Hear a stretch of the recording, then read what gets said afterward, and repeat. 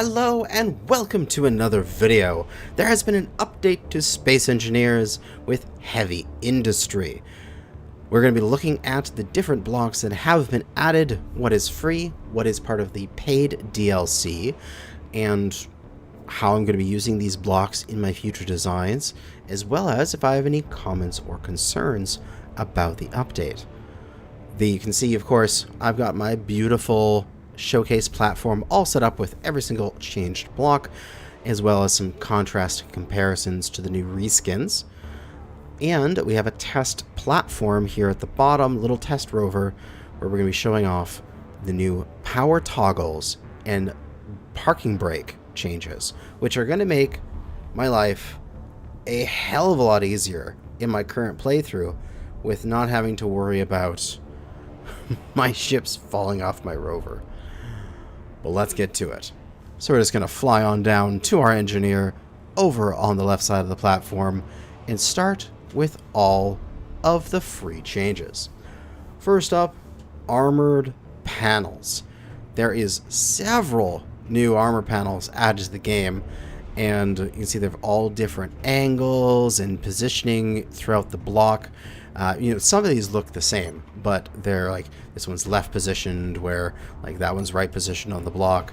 They all have got their different names. Light armor half panel 2x1 base right, and this is light armor half panel slope.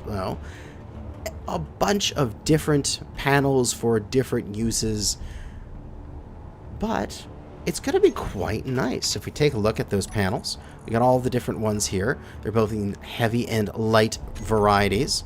And, I mean, you can just build a simple wall out of them if you want. They are just armor panels. And I believe that they would be airtight, at least on, like, the one side. Maybe you can make a nice airtight corner and such with them. It could be possible. But what I see these things as is like, this is simple. You can set up a wall and you don't have to use up the whole block of area. They're really cheap at only 5 steel plates. Or as additional pieces of like ablative or spaced armor on the sides of a ship or a rover. So say, for example, this rover over here, if I don't want this to get shot up, I could just come out a couple blocks and then I could just put a panel in front of that, and then I have additional armor paneling for it without having to spend the full weight and resources to make that out of solid blocks. So I think that is going to be a pretty nice use for this paneling. Moving on, we have magnetic blocks. Now these guys are essentially squished landing gear. So where normal landing gear is just like annoyingly large, and if you're going to make any sort of like crane or grabbing device, you have to compensate for the fact that the landing gear on the end of it's going to be like 2 or 3 blocks like of space, depending on like, okay, it's at the end of a piston, but then you want to have a rotor on that so that you can spin the whole thing in a position, and then this big landing gear. We're gonna need to leave several blocks of space extra. Now you don't have to worry about that because you just slap on one of these thin pads onto it, and these magnetic plates act just like landing gear. So anything we could put up against them, they attach to. You can see these ones here for small grid are so tiny, and they are connected as I place them and they fell down. So it is absolutely beautiful. I can't wait to make custom landing gear with these things, custom grabbers, cranes, manipulators. It's going to be beautiful. Moving on, we have the small merge block. Look at this thing. This is the small merge block for small grid. It is 1 by 1 by 1 small grid blocks, where the previous one, as seen here, was 3 by 3 by 1, so a lot bigger. The greatest thing I see for these is it'll be much easier to make drop pods, detachable containers, missiles, because firing a missile with one of these on the side of it was really annoying. And the missile was huge if it was able to carry one of these things nicely flush with its, you know, with the skin of it. Where one of these things, that's so easy to get a 1x1 block in there. Missiles are going to be so smooth and sleek because of these things. So, very excited about using these. And then, of course, we have a few different posters. And these posters' names are Poster Heavy Industry, Poster We Want You, pretty obvious there, and then Poster Industry of War. So, 3 different posters for your stuff.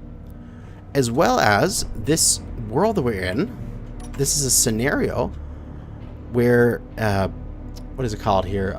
Pertam Orbiter scenario. So let me just fly the camera over to the orbiter here. I put it's the one I spawned into, and then I teleported my character there to the other side of the planet so I could make the showcase world.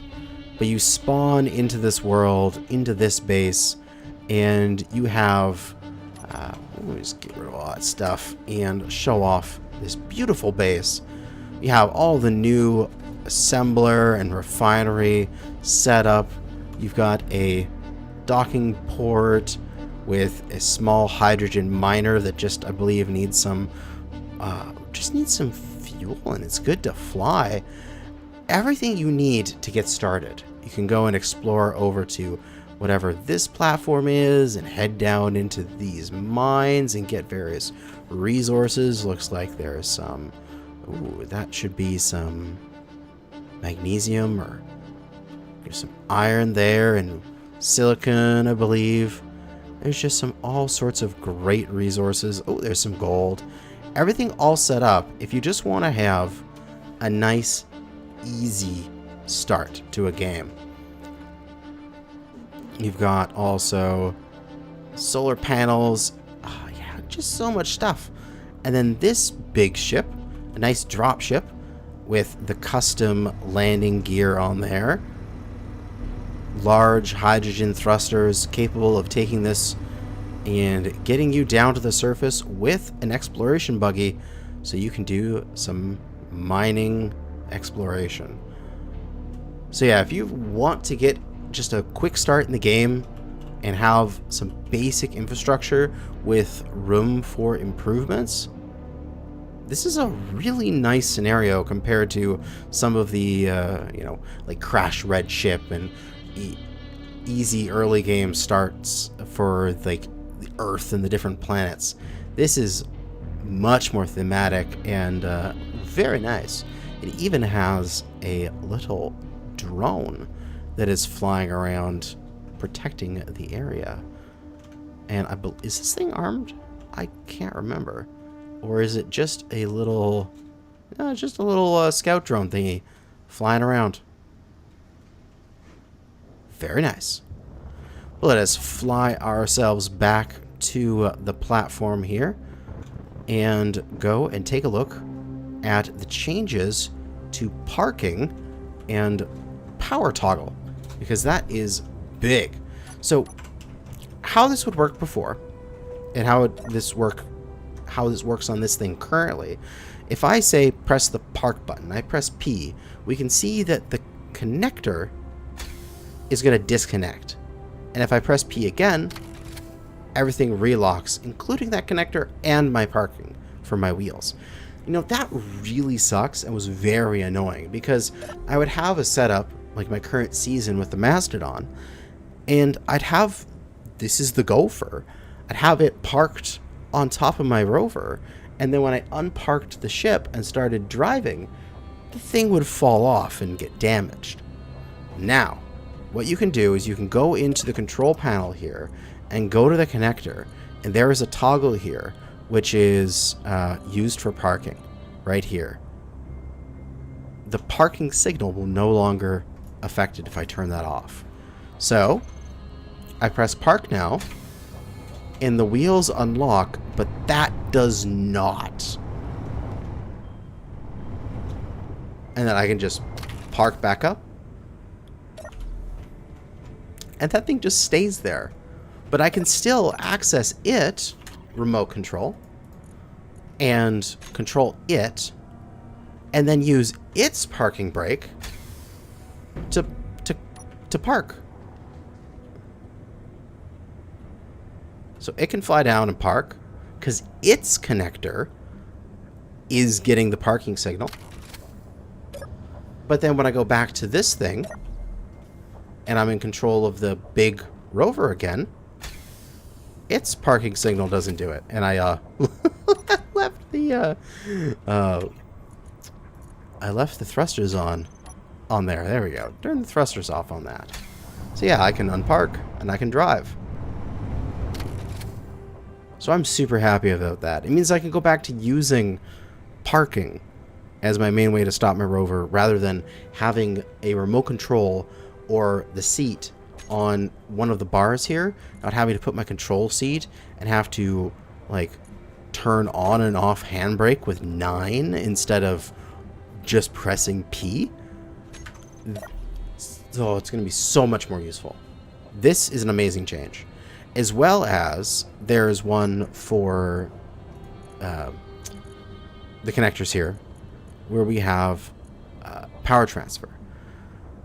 So you can turn this on or off, which will allow power transfer while the current grid is powered off. Because previously, if I pressed Y here and shut down my grid, it would shut down all connected grids, all subgrids, which is maybe something we don't want, because maybe we want this ship here, this thing, to keep functional so that I can then go in remote access and, you know, get access to it, or, you know, I can see here that the remote control is still on and I can take control of it and I can unpark and I can take that thing away. Not working? Did it turn those batteries off? No, you're on. Why did I lose connection there? Oh, right, because this antenna isn't on. Ah, that's why I lost connection. But you know what I mean. Like, you're able to use things on other grids. I can do this with my suit broadcasting. Aha! I can take control of it now. So yeah, I can fly this thing and dock it back up to a powered off grid, which is quite nice.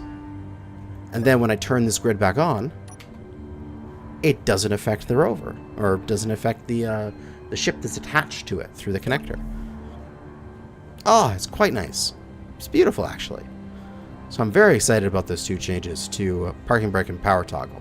It'll just make having an amalgamation of a ship with different things parked to it so much easier to handle.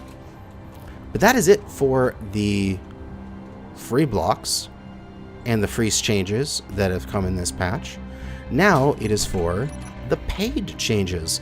So this will be the heavy industry DLC of whatever your currency is. I think it's like $3.99 USD or something along those lines. It's just a few dollars. We have more magnetic plates. These ones are just for aesthetics. They're the same functionality as these plates over here, where these ones are just like a 1 block size. These are a 3x3 for the large block, and these guys are a similar sort of thing for the small block here. Yeah, 3x3 area. So essentially, if you want to have just a slightly larger magnetic block, you can do the exact same functionality with just multiple of those things, or you just get it in 1 block using the DLC.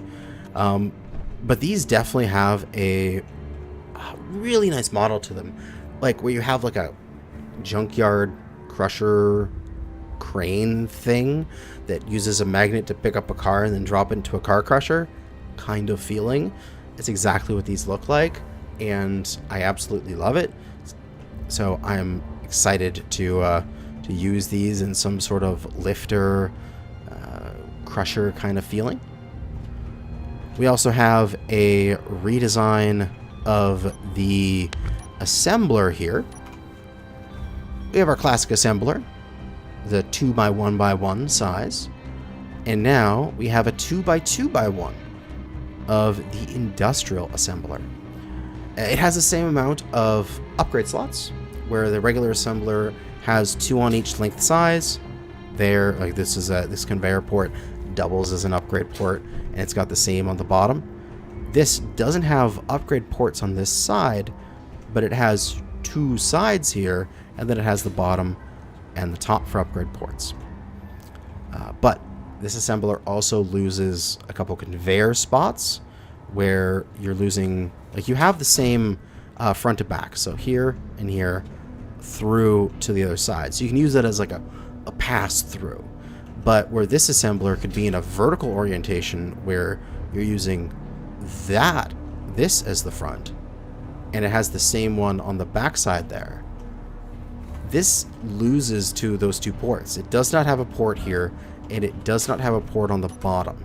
So if I bring that up here, we can see how it's just the upgrade ports on the top and bottom. There's only conveyors on those sides there. So that's kind of annoying. It's a little harder to build into your ships because it's a larger size, and it's a very specific on where it needs to get its cargo access from.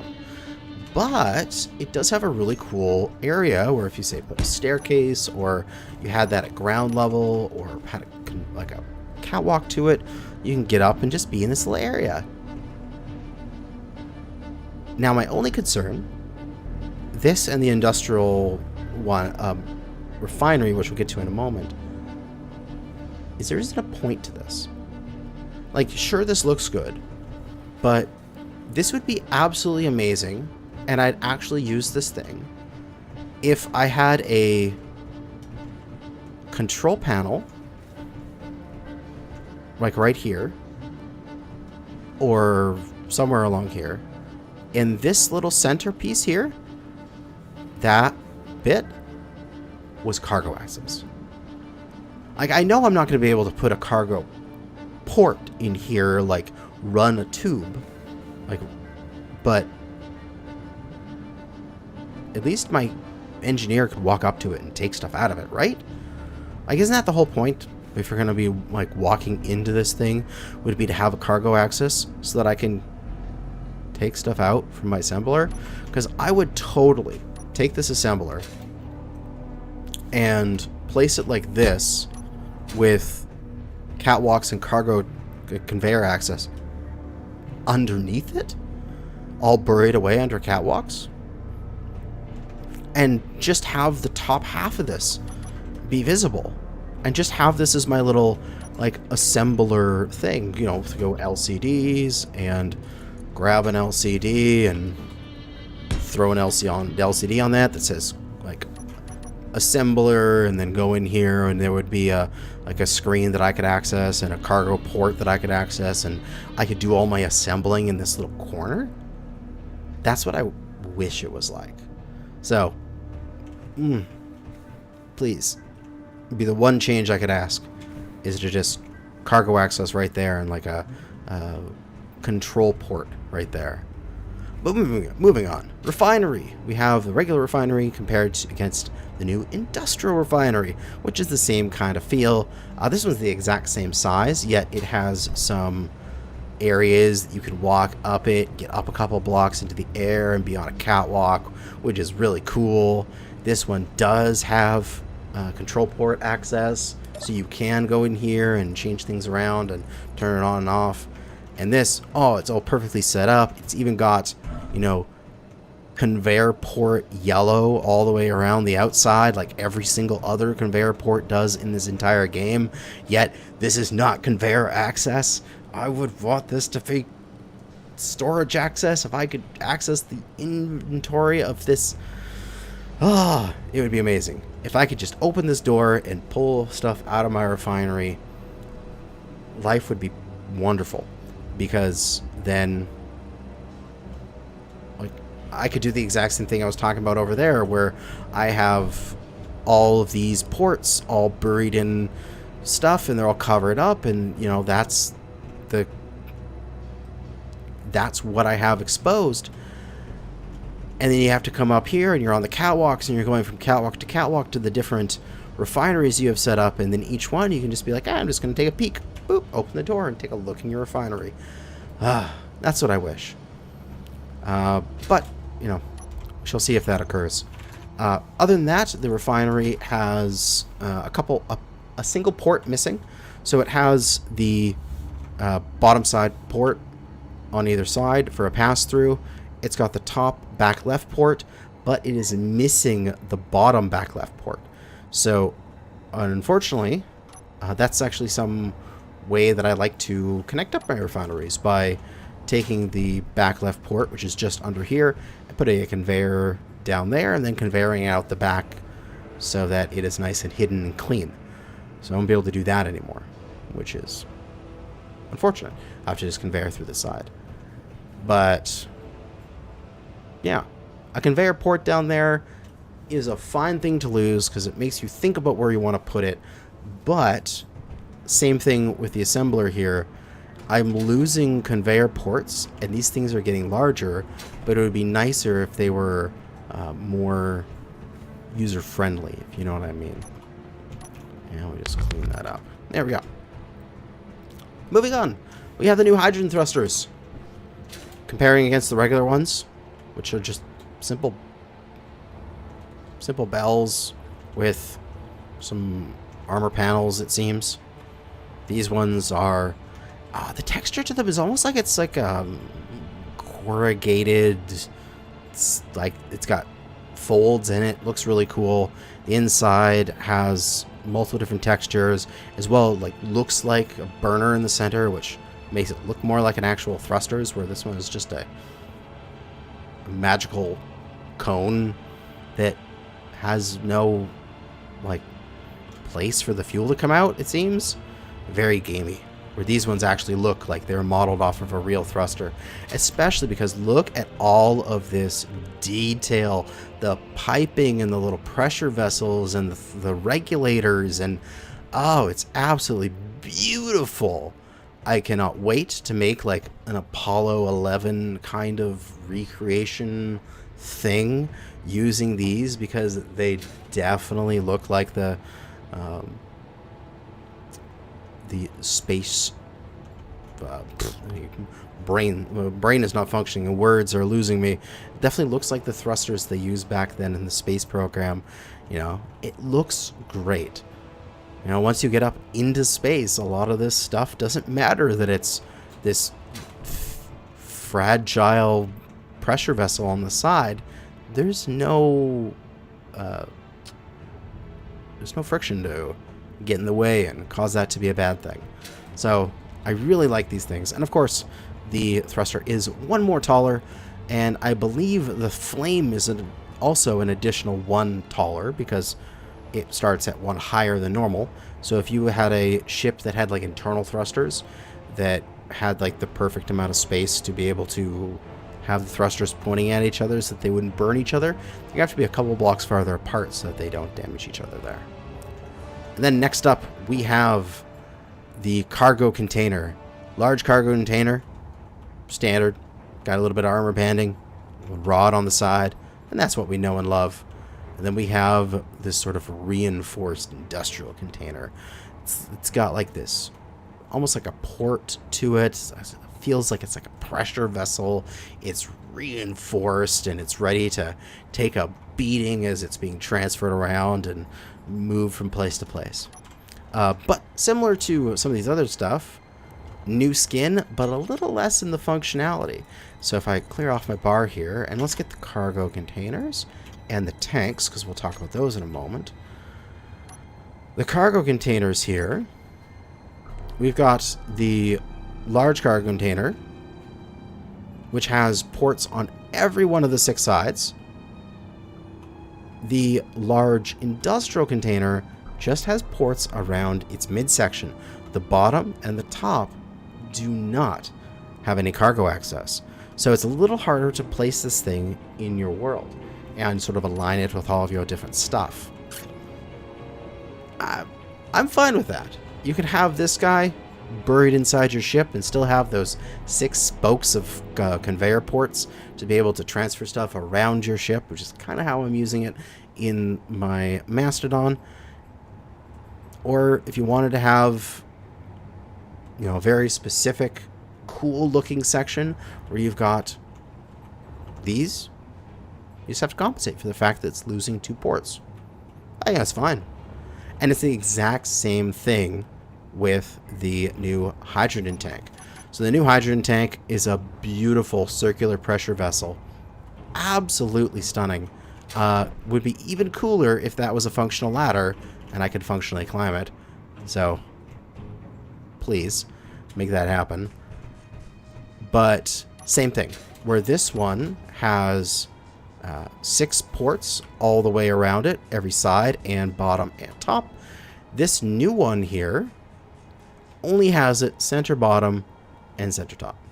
So it's losing a lot of ports. But it looks really, really cool, which is what it has going for it. And I mean, personally, if I'm going to be setting up like a fuel refinery and I'm going to have a field of these things just for storage, I want a field of these looking things because they're way cooler looking than the circular hydrogen tank here.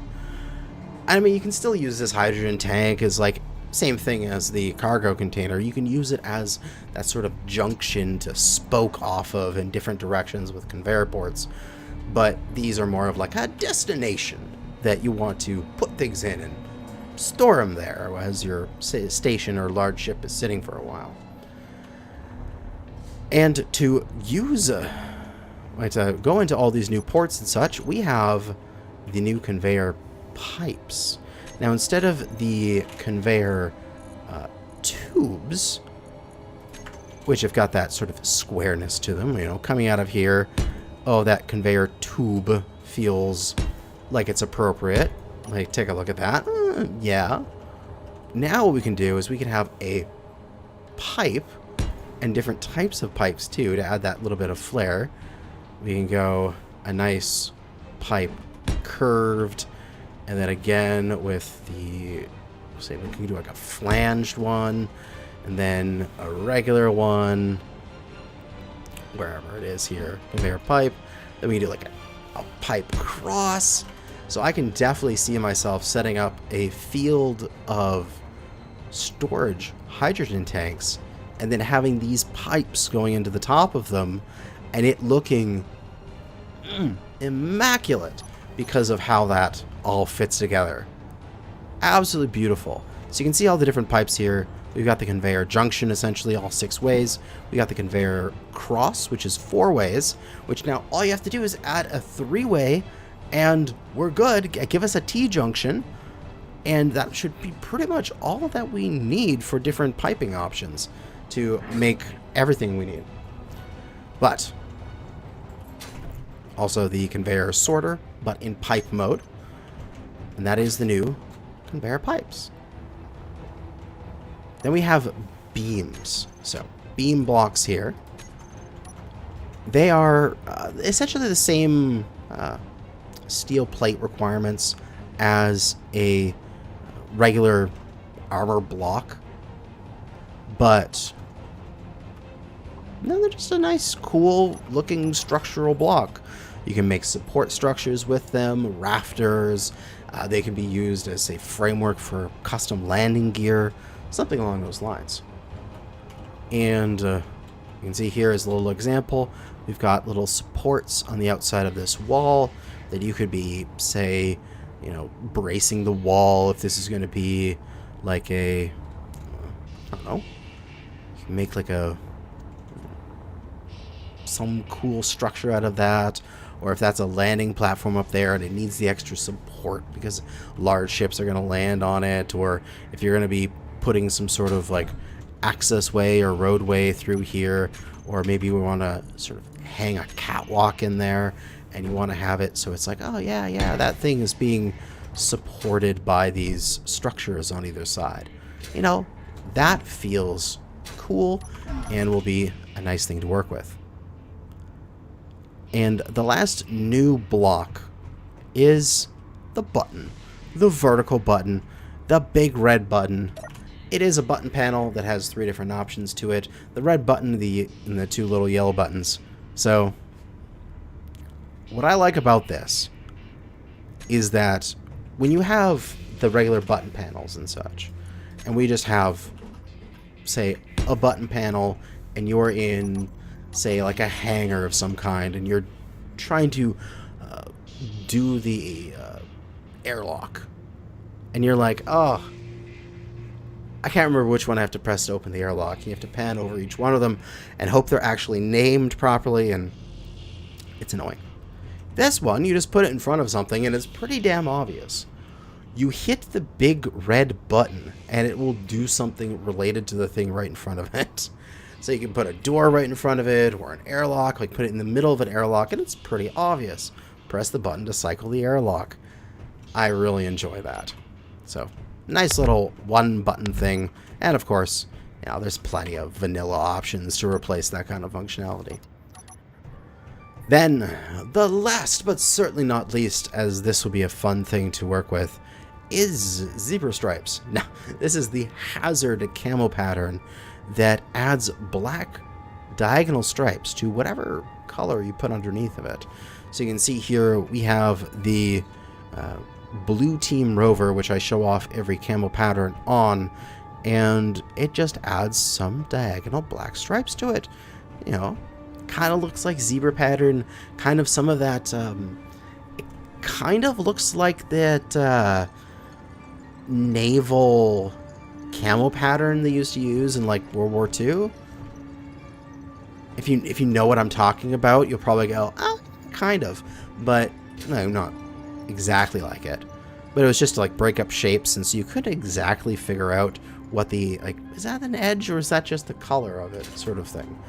But you can see here we got the different colors on armor panels, and totally you can use these for designating different areas. Like, this is a caution area, this is like danger, don't come in here, like something is gonna blow up if you do.